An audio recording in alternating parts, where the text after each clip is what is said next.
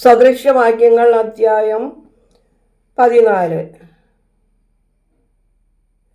ദൈവമേ, നിന്റെ വേദപ്രമാണത്തിൽ അടങ്ങിയിരിക്കുന്ന അത്ഭുത കാര്യങ്ങളെ കാണുവാൻ എൻ്റെ ഉൾക്കണ്ണുകളെ പ്രകാശിപ്പിക്കണമേ. ആമേൻ. ജ്ഞാനമുള്ള ഏത് സ്ത്രീയും അവളുടെ വീട് പണിതുയർത്തുന്നു.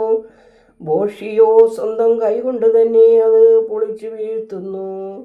ദൈവഭക്തൻ നേരോടെ നടക്കുന്നു. നടപ്പിൽ വക്രതയുള്ളവൻ ദൈവത്തെ ദുഷിക്കുന്നു.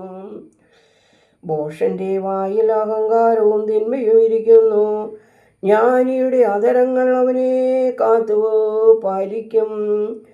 കാളകളില്ലാത്തിടത്ത് തൊഴുത്ത് ശുദ്ധം. എന്നാൽ കാളയുടെ ബലം കൊണ്ടോ വളരെ ആദായവുമുണ്ട്. വിശ്വസ്തനായ സാക്ഷി വ്യാജം പറയുകയില്ല. കള്ളസാക്ഷിയോ അസത്യങ്ങൾ മാത്രം ഉച്ചരിക്കുന്നു. ദുഷ്ടൻ ജ്ഞാനം അന്വേഷിച്ചാലും കണ്ടെത്തുകയില്ല. എന്നാൽ ഗ്രഹിക്കുന്നവനോ അറിവ് എളുപ്പം ലഭിക്കുന്നു. മൂഢന് എല്ലാം എതിരാണ്. ജ്ഞാനിയുടെ അധരങ്ങൾ അറിവിൻ്റെ ആയുധമാണ്. തൻ്റെ മാർഗം തിരിച്ചറിയുന്നതാണ് വിവേകിയുടെ ജ്ഞാനം. ഭോഷന്മാരുടെ മാർഗമോ വഞ്ചന ചെയ്യുക തന്നെ. അധർമ്മികളുടെ ഭവനങ്ങൾക്ക് ശുദ്ധീകരണം ആവശ്യം. ധാർമ്മികരുടെ കാര്യം.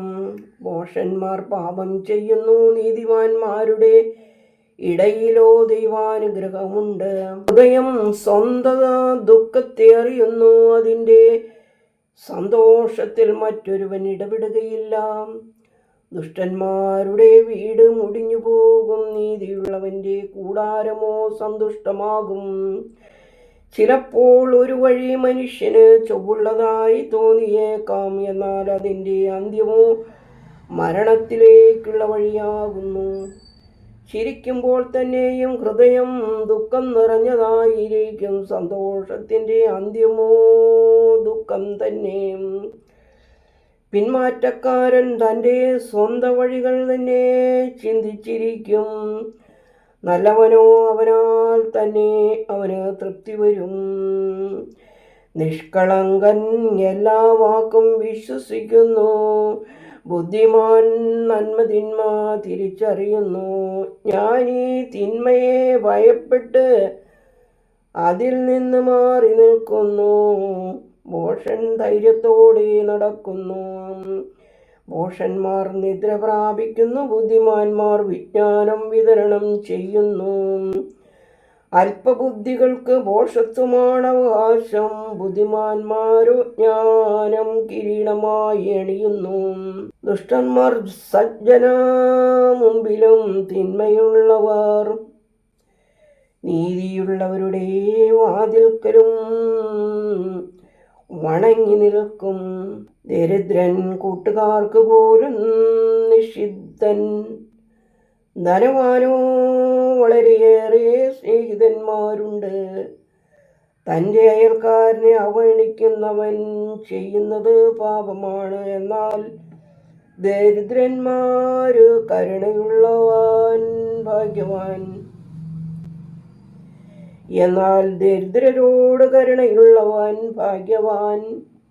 തിന്മ നിരൂപിക്കുന്നവർ തെറ്റിയുഴലുന്നില്ലയോ?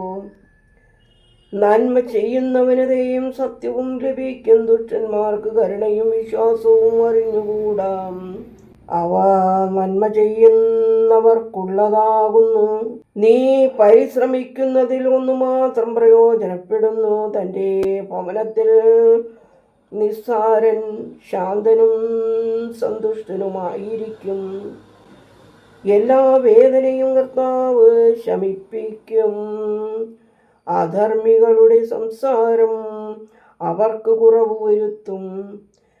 ജ്ഞാനികളുടെ ധനം അവർക്ക് കിരീടം. ഭോഷന്മാരുടെ ഭോഷത്വമോ വെറും അബദ്ധം തന്നെ.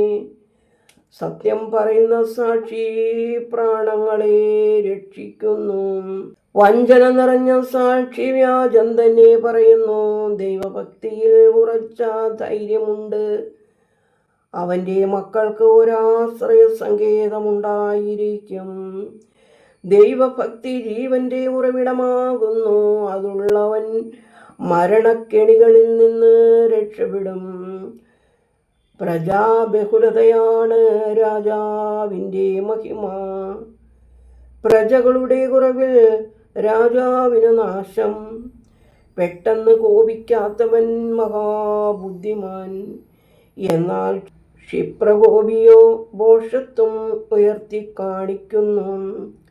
ശാന്തമായ മനസ്സാണ് ഹൃദയത്തിൻ്റെ വൈദ്യൻ. അസൂയയാകട്ടെ അസ്ഥികൾ ഉണക്കിക്കളയുന്നു. ദരിദ്രനെ പീഡിപ്പിക്കുന്നവൻ അവൻ്റെ സൃഷ്ടാവിനെയാണ് നിന്ദിക്കുന്നത്. എന്നാൽ സൃഷ്ടാവിനെ ബഹുമാനിക്കുന്നവൻ പാവങ്ങളോട് മനസ്സലിവുണ്ട്. ദുഷ്ടൻ അവൻ്റെ ദുഷ്ടതയാൽ ആട്ടി പായിക്കപ്പെടുന്നു. പാപമില്ലാത്ത പ്രത്യാശയുള്ളവൻ നീതിമാൻ. വിവേകിയുടെ അന്തരംഗത്തിൽ വിജ്ഞാനം വിശ്രമിക്കുന്നു. മൂഢൻ്റെ ഉള്ളിലോ അതേപ്പറ്റി അറിവില്ല. നീതി ഒരു രാഷ്ട്രത്തെ ഉയർത്തുന്നു. പാപമോ ഏത് ജനത്തിനും കുറവ് വരുത്തും. ബുദ്ധിമാനായ ദാസന് രാജപ്രീതി ലഭിക്കുന്നു. ജ്ഞാനി എന്നുള്ള പാപം അധർമ്മിയെ വീഴ്ത്തുന്നു. പാപമില്ല എന്ന ബോധമുള്ളവൻ ധാർമ്മികൻ. കോപം ജ്ഞാനിയെ പോലും നശിപ്പിക്കും. ദൈവമേ, സ്തുതി നിനക്ക് യോഗ്യമാകുന്നു. പാർക്കുമോർ.